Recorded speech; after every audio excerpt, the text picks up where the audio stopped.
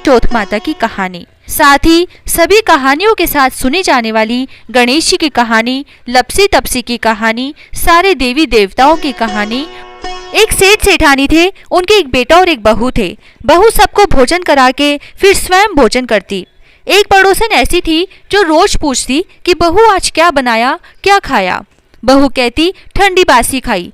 एक दिन उसके पति ने ऐसा सुनकर विचार किया कि आज तो पकवान बनाए जाएं, फिर देखें मेरी पत्नी क्या कहती है। उसने तरह तरह के पकवान बनवाए और घर के सभी लोगों ने एक साथ बैठकर भोजन किया।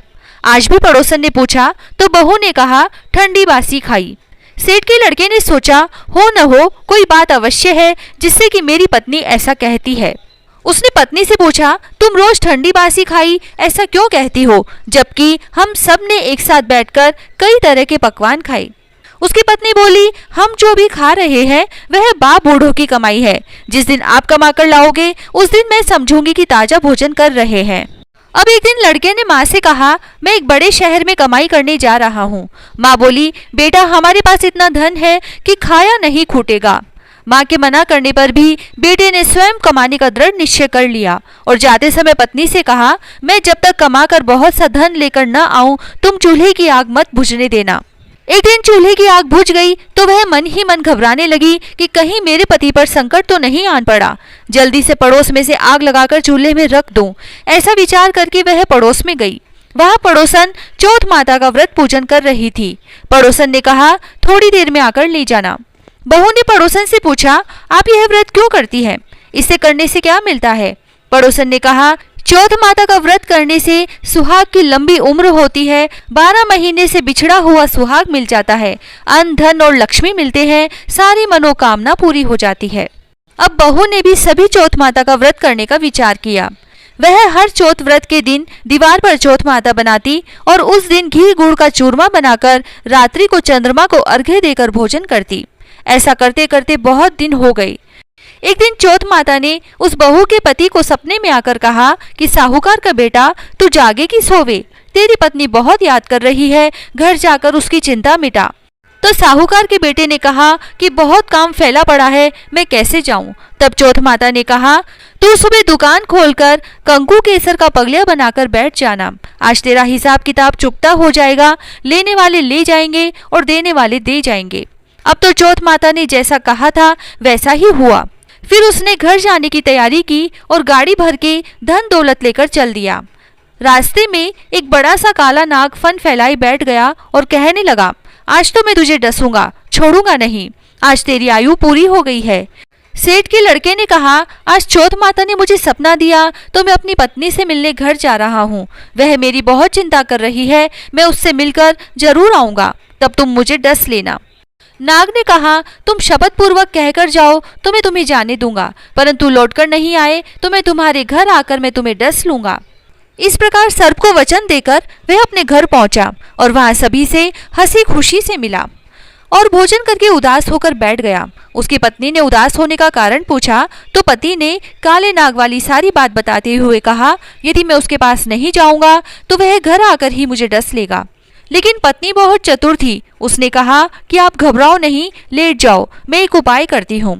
पत्नी ने घर की 7 सीढ़ियां धोई, पहली सीढ़ी पर रेत, दूसरी पर इत्र, तीसरी पर गुलाल और फूल, चौथी पर कंकु केसर, 5वीं पर लड्डू पेड़ा, 6ठी पर गद्दी गलीचा और 7वीं सीढ़ी पर दूध का कटोरा भरकर रख दिया। इस प्रकार वह 7 सीढ़ियां सजाकर बैठ गई। आधी रात होते ही नाग आकर सीढ़ियां चढ़ने लगा। पहली सीढ़ी पर रेत में लोटपोट हुआ और कहने लगा कि सेठ की बहू ने आराम तो बहुत दिया, पर वचनों से बंधकर आया हूँ सो डसूंगा अवश्य ही। इसी प्रकार 7 सीढ़ियों पर नाग आराम करता हुआ और कहता हुआ कि डसूंगा जरूर कमरे में जाने ही वाला था कि चौथ माता ने विचार किया यदि मैं इसे नहीं बचाऊंगी तो संसार में धर्म कर्म और व्रत पूजन को कौन मानेगा। अब तो गणेश जी, चंद्रमा जी और चौथ माता ने उसे बचाने का विचार किया। चंद्रमा जी ने उजाला किया, चौथ माता ढाल बनी और गणेश जी ने तलवार लेकर नाग को मार दिया और ढाल से ढक दिया। अब बहू भी थकी हारी थी सो गई। दिन उगा तो लोग बेटे से मिलने आए, परंतु बेटा बहू तो उठे ही नहीं थे। बहुत देर हो गई तो माँ उन्हें उठाने गई। माँ ने सातों सीढ़ियों पर जो कुछ देखा बहुत घबराई और बेटा बहू को आवाज लगाई। बेटा बहू उठे तो देखा कि एक ढाल और तलवार वहां पड़ी है। ढाल उठाई तो वहां काला नाग मरा हुआ पड़ा है। बेटे बहू ने सोचा कि आज तो धर्म कर्म ही आड़े आए, जो भगवान गणेश जी और चौथ माता ने अपनी रक्षा की। हे चौथ माता, आपने जैसी सेठ के बेटे बहू की रक्षा की, वैसे सबकी रक्षा कीजो। बोलो चौथ माता की जय। बिंदाई जी की कहानी। एक सास बहू थी। सास अपनी बहू को खाना नहीं देती थी। बहू रोज नदी पर जाती तो जाते समय घर से आटा ले जाती। नदी के पानी से आटा गूंथती, गणेश जी भगवान के मंदिर के दीपक से घी लेती, भोग में से गुड़ लेती, पास के शमशान में बाटी सेकती, बाटी में घी गुड़ मिलाकर चूरमा बनाती और गणेश जी भगवान के भोग लगाकर खुद जीम लेती।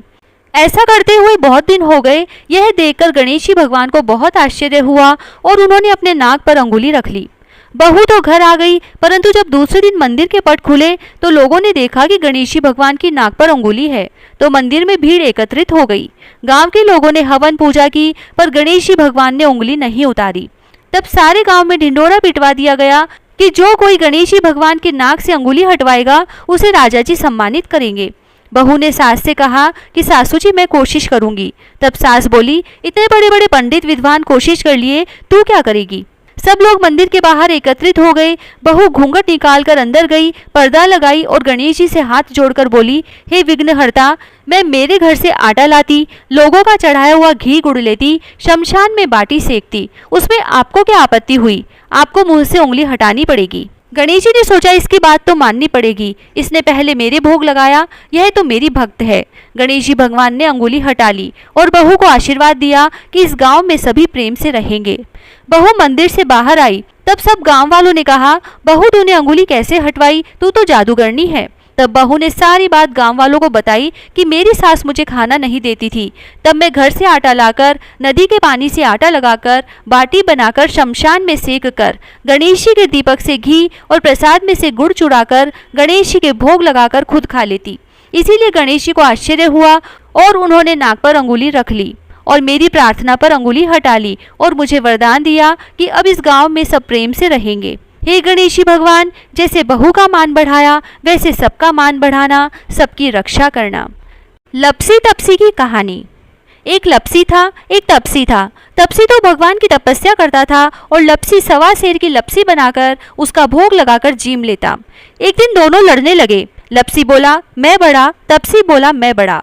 इतने में नारद मुनि आए और बोले, तुम क्यों लड़ रहे हो। तो लपसी ने कहा, मैं बड़ा हूँ, और तपसी ने कहा, मैं बड़ा हूँ। तपसी बोला, मैं सारे दिन भगवान की पूजा करता हूँ। यह सुन नारद जी ने कहा कि मैं तुम्हारा फैसला कल करूंगा। दूसरे दिन लपसी तपसी नहा कर आए तो नारद जी ने 1.25 करोड़ की अंगूठी उनके आगे फेंक दी। लपसी ने अंगूठी देखी पर उस पर ध्यान नहीं दिया। तपसी तपस्या करने बैठा तो उसे अंगूठी दिखी और उसने अपने घुटने के नीचे दबा ली और तपस्या करने लगा। और लपसी लापसी बनाकर उसका भगवान के भोग लगाकर जीमने बैठ गया। इतने में नारद जी आए, तब दोनों से पूछा कि कौन बड़ा है। फिर तपसी ने कहा, मैं बड़ा हूँ। नारद जी बोले कि तुम्हारा घुटना उठाओ, तो उसके नीचे 1.25 करोड़ की अंगूठी निकली। तब नारद जी बोले, यह अंगूठी तूने चुराई है तो तुझे तेरी तपस्या का फल नहीं मिलेगा। तब तपसी बोला, हे नारद मुनि, मेरी तपस्या का दोष कैसे दूर होगा। नारद जी ने कहा, रोटी बनाकर बाटियां नहीं बनाया तो फल तुझे होगा, ब्राह्मण जिमाकर दक्षिणा नहीं दी तो फल तुझे होगा, साड़ी दे के ब्लाउज नहीं दिया तो फल तुझे होगा, दिया से दिया जलाया तो फल तुझे मिलेगा। सब व्रत त्योहार की कहानी सुनने के बाद तेरी कहानी नहीं सुनी तो फल तुझे होगा। तभी से सभी व्रत त्योहार की कहानियों के बाद लपसी तपसी की कहानी सुनी जाती है। कहानी सुनने के बाद ऐसे कहें, लपसी को फल लपसी ने हो जो, तपसी को फल तपसी ने हो जो, महा की कथा कहानी को फल महाने हो जो। 7 कहानी।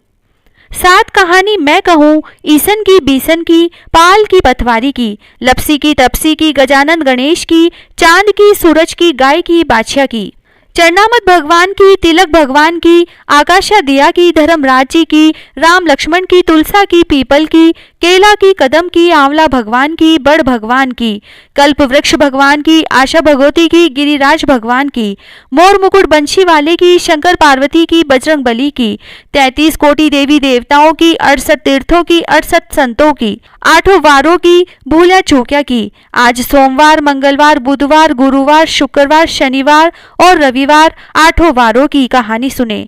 जागे कदे न दलदल आवे, कदे न पीड़ा आवे, सुख संपत्ति आवे दलदल जावे, संपत आवे दुख जावे सुख आवे। हर्या हर्या आंवला श्री भगवान सांवला, 5 पताशा गुड़ की डली, बिंदाई जी पुजावे मन की रली। उठो भाई राम करो भाई काम, काम करा कल्याण होसी, माँ की कथा खानी को फल माने होसी। अधूरी हो तो पूरी कर जो, पूरी हो तो परवान चढ़ा जो। हे आशा भगवती माता जैसो पार्वती जी ने सुहाग दियो वैसो माने भी दीजो। कहता ने सुनता ने हुकारा भरता ने अपने सारे परिवार की रक्षा कर जो। हर मनोकामना पूरी कर जो, अखंड सौभाग्य दीजो। जय श्री राधे।